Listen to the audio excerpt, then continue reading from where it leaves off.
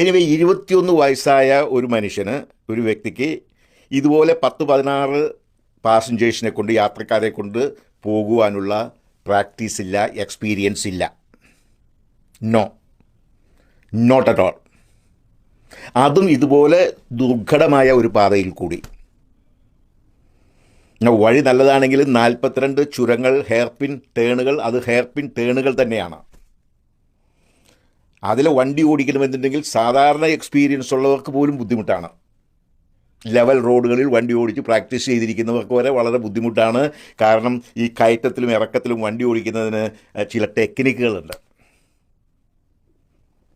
അതിനെപ്പറ്റി ഞാൻ കണ്ടിരുന്നു. നമ്മളുടെ പലരും വീഡിയോയിൽ അവരുടെ അഭിപ്രായങ്ങൾ പറഞ്ഞിട്ടുണ്ട്. അതിനകത്ത് ചിലതെല്ലാം വളരെ കറക്റ്റാണ്. കാരണം ഇറക്കത്തിൽ എങ്ങനെ വണ്ടി ഓടിക്കണം, കൺട്രോൾഡ് ഡിസെൻറ്റ് എങ്ങനെയായിരിക്കണം. കൺട്രോൾഡ് ഡിസെൻറ്റ് എന്ന് പറയുന്നത് ബ്രേക്ക് ചവിട്ടിയല്ല. നോ,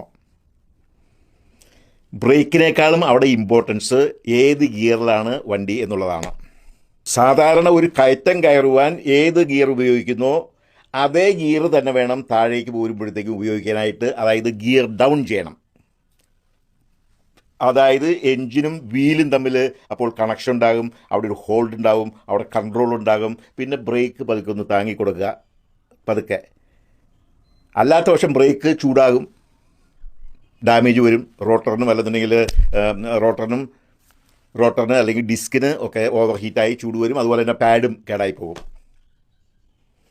അപ്പോൾ ആ കൺട്രോൾഡ് ഡിസെൻറ്റ് ചെയ്യാതെ വന്നു കഴിഞ്ഞാൽ ടേൺ നെഗോഷിയേറ്റ് ചെയ്യാൻ പറ്റില്ല. ടേൺ കൺട്രോൾഡായിട്ട് തിരിയാൻ പറ്റില്ല. വണ്ടി കൺട്രോൾ വിട്ടു പോകും, വണ്ടി ചെന്നിടിക്കും, തെറ്റിപ്പോയി ചെന്നിടിക്കും. അതാണ് ഇവിടെ സംഭവിച്ചിരിക്കുന്നത് എന്ന് വേണം പറയാനായിട്ട്.